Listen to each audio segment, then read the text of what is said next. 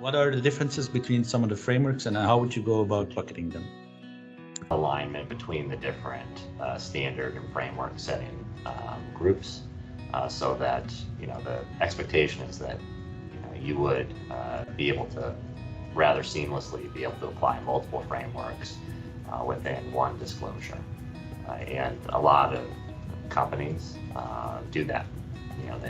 They apply multiple frameworks to make sure that their stakeholders get the necessary information that they need, and it's packaged in a way that's comparable across industries and across various groups using that same framework. We've been looking at SASB reporting standards, IRRC, and as well the GRI reporting standards, which the first two actually are a bit similar in a way, since they target the same or mostly the same audience, namely investors or providers of financial capital and regulators. So both SASB reporting standards and IRC, they define those sustainability topics or those ESG topics which are relevant specifically for investors. So which are material in terms of risks or opportunities for the business, for the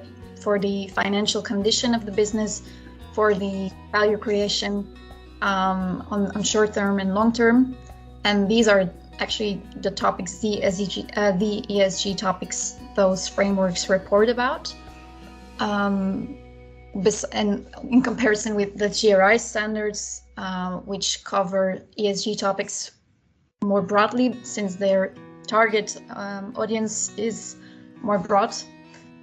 In that way, the GRI reporting standards identify ESG topics which are relevant in terms of impact for the external environment and not only for internal use in terms of for the business itself. Do you see new frameworks consistently being added, or are there any that are gaining more traction consistently globally? The one that's gaining traction is definitely TCFD, as there are more, policymakers are making mandates for public traded companies to need to use TCFD framework to disclose their climate-related management approaches, risks, and opportunity, as well as how they are doing right now with their greenhouse gas emissions. Big stakeholders are requesting TCFD disclosure because they understand that climate is a pressing issue, and there's not a lot of information out there on how companies are building resilience into their organizations in order to address a changing climate in the future. Another one is SASB, or that Sustainability Accounting Standards Board disclosure. We're seeing a lot more requests from large stakeholders to companies to disclose on their material topics. It doesn't really create actually extra value to come up with another new standard, since we already have some well-known, internationally well-known and universally adopted standards. And we see today that there's momentum for them to come together and combine forces. So some of the largest internationally known frameworks and standards have come up with a joint statement of intent to work together and to at least try to combine some of the main aspects in each of the standards. But previously, we've also seen, for example, GRI and SASB already coming up with some guidance on how to combine both standards, because I think it's important to notice that these standards are not substitutes, but rather can be used and are in practice also used complementary. So it's about finding the strengths in each of the mechanisms or frameworks, and then taking the best of what's them and then having them be integrated. Also, I think you talk about the company perspective. It's good for people, the audience, be it investors or the larger audience stakeholders, that they have standards that they recognize and know and trust, rather than have like 50 different ones where nobody really knows which one is it's the one that I want to link to, that the one I find most credible or respectable. What advice would you give to companies that are just getting started? Why is it important, and what are the biggest barriers to getting started? The company will want to set strategies to implement their sustainability framework and strategies, which requires a lot of internal buy-ins, stakeholder coordination, and data resources. And so how to pull into sufficient resources to achieve and implement those strategies is also another barriers that I have seen in the industry.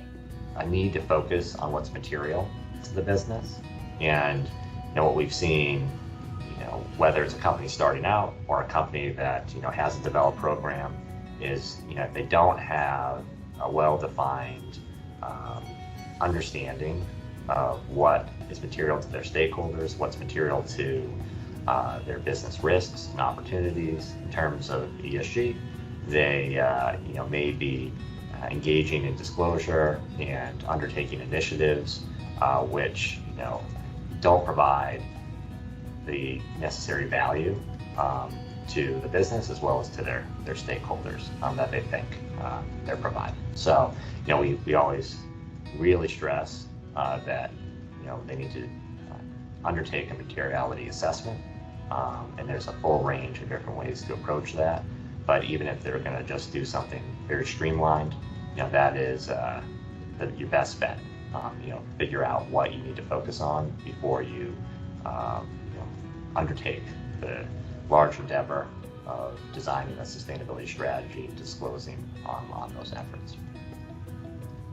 I think it's evident that reporting on ESG topics and providing climate-related information is becoming more and more important for all kinds of companies. Not only are investors increasing pressure, there's also more and more regulation. The scope of the regulation is broadening. The sooner you get started, the better, I would say. It helps them to identify material risks and opportunities as well. And of course, having a report, being it an integrated report or a sustainability report, is of course also an interesting means of communication, both internally and externally. So I think it offers many advantages. However,